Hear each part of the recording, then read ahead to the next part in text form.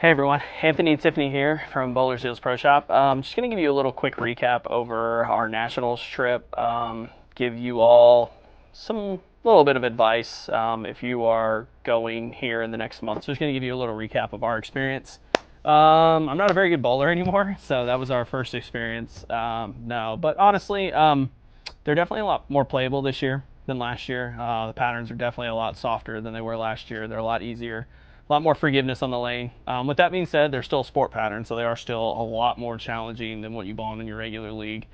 But overall, they're decently playable from last year. Had 680 in the Bowler's Journal, nothing special. Felt like I couldn't really figure out the right thing to do. Felt like going to doubles and singles, didn't really feel like I was going to shoot the moon, but, felt like it should be pretty solid. Our team practice was pretty abysmal. We had to practice downstairs. To me, they play way different down there. They hooked way more than what we bowled on upstairs. Not sure why they went about it that way, but that is something to keep in mind. If you practice on 1 through 4, it's probably pretty close. If they make you practice downstairs in the region, whatever the room is called, Kingpin Lounge.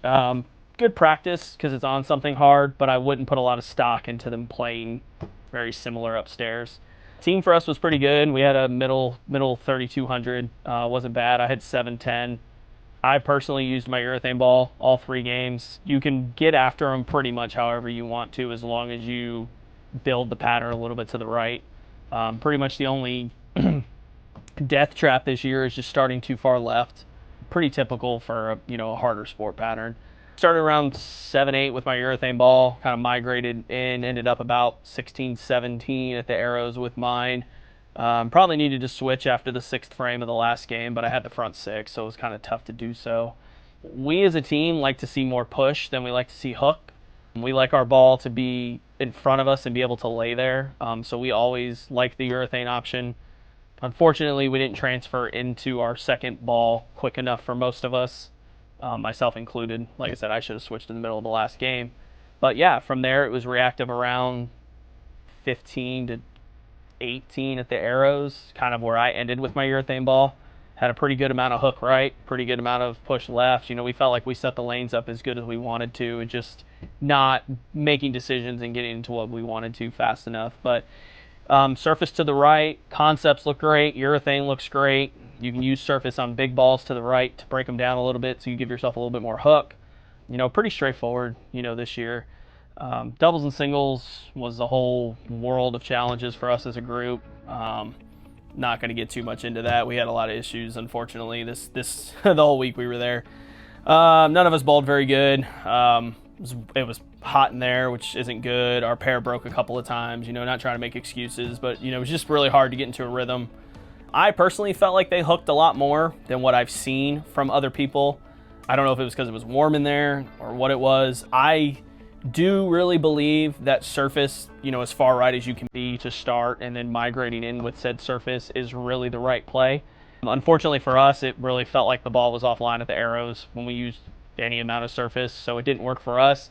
I do feel like our kind of group was the anomaly, and the lanes played quite a bit different for us, especially with it being quite warm in there when we bowled. But I still do think that bigger balls, Zero Mercy Solids, Blackwood of Dynasties, Paragon Fires, Alpha Cruxes, anything like that with a decent amount of surface on it, starting to the right and then just slowly moving in, you can definitely build the lanes quite well in doubles and singles, which is why the scores have been so high.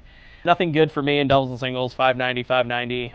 Bad spare shooting, bad feel, bad execution, just pretty much bad everything. Wasn't really a fun 3.5 hours of bowling, unfortunately. Our group usually has pretty decent amount of fun no matter how bowling goes. Unfortunately, it wasn't a very fun 3.5 hours of bowling, but there's always going to be next year. We get to go to Vegas next year. I'm very excited about that. Very excited to bowl with our whole group again. But yeah, that was kind of my experience and kind of what I feel like you're going to want to be looking for on the lanes now that we've actually bowled. So pretty similar to what we kind of thought from our first video. Tiffany, you want to talk a little bit about what you saw from a little bit straighter, a little bit lower rev rate perspective? Yeah, it was kind of the same for our team. We didn't have a whole lot of urethane on our lane. I used the concept. Same thing though, a lot of us just waited a little too long to get into our second balls. I switched halfway through the third game, and I probably should have switched at the beginning of the third game, but as a team, we still did well. We had one person that was trying to swing the lane, and it didn't really open up for them until the third game, and then they shot out probably 250, I think, that game. But everyone else was just using a heavy dole ball up the right side over 6-7 into the pocket. Sorry, that was lame. Had to for the kids out there.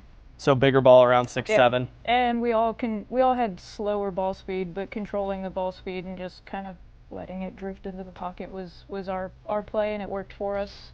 Looks like our team got a cash spot in the standard division, so. And then doubles and singles, yeah, the doubles was fine. Singles, because of altitude and the humidity in the building. It was 75 degrees in the building when we bowled.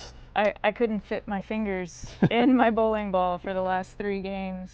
And that was after I had them switch out my grips that morning. So, which we have heard a lot of people talking about swelling. Their hands swelling a little too much. Yeah, the altitude there and the dryness definitely affects your feel and everything. So definitely be prepared for that.